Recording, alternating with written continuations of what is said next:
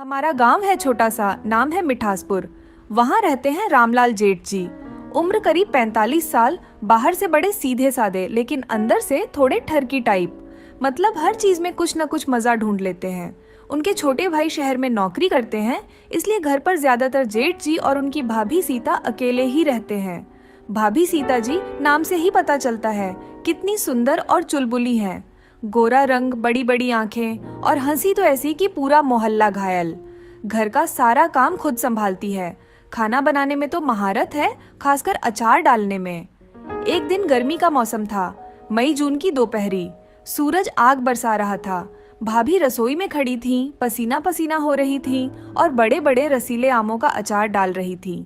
तभी बाहर से जेठ जी आए, हाथ में लौटा, मुंह पर गमछा लटकाए।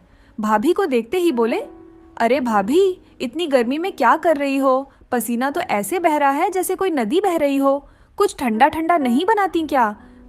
भाभी हंसते हुए बोली, जेठ जी, ठंडा तो बनाऊंगी, लेकिन पहले ये अचार तो डाल लूं। देखिए ना, कितने अच्छे अच्छे आम लाई हूँ बाजार से, बिल्कुल रसीले, एकदम ताजा।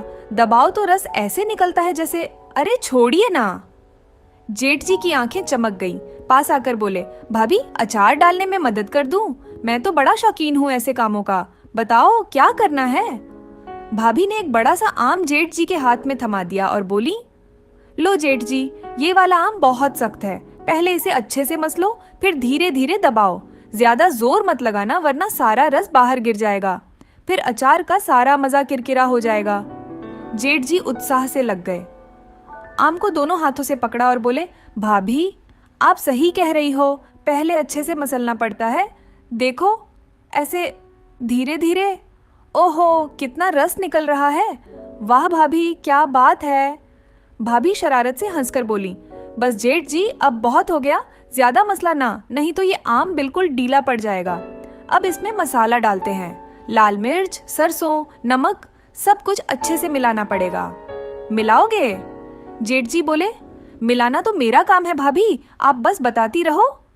भाभी ने मसाला डाला और जेठ जी से मिलवाने लगी।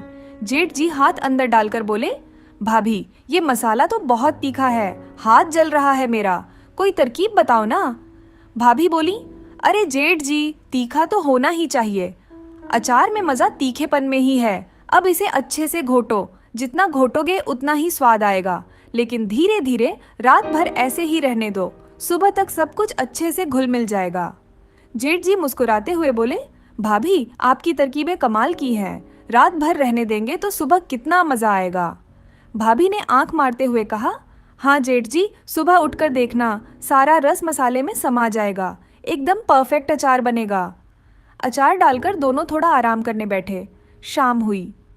भाभी ने ठंडी ठंडी लस्सी बनाई।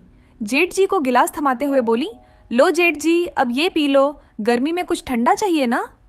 जेठ जी लस्सी पीते हुए बोले, भाभी, आप तो कमाल हो, जो चाहिए वही दे देती हो। भाभी हंसकर बोली, जेठ जी, घर में रहो तो सब कुछ मिलता है, बस थोड़ी सी मेहनत करनी पड़ती है। रात हुई। जेठ जी अपने कमरे में लेटे थे।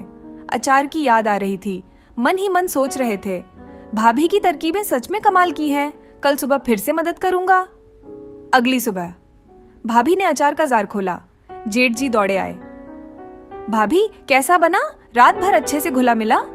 भाभी ने चम्मच से छक्कर बोली, वाह जेठ जी, एकदम परफेक्ट, रस भी सही, तीखापन भी सही।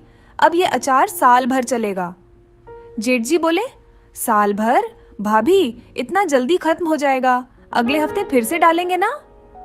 भाभी हंसते हुए बोली, जेठ जी, आपकी भूख देखकर लगता है हर हफ्ते डालना पड़ेगा, लेकिन ठीक है, जब मन करे बोल देना, मैं तैयार रहूंगी। और इस तरह दोस्तों, मिठासपुर गांव में जेठ जी और भाभी का ये अचार वाला खेल चलता रहा। बाहर से तो सब कुछ साफ सुथरा, लेकिन अंदर की शरारतें। बस आप समझदार हैं। कहानी कैसी लगी दोस्तों? अगर मजा आया तो लाइक करना ना भूलें, चैनल सब्सक्राइब करें और कमेंट में बताएं अगली कहानी किस टॉपिक पर सुननी है। मिलते हैं अगली मजेदार कहानी में।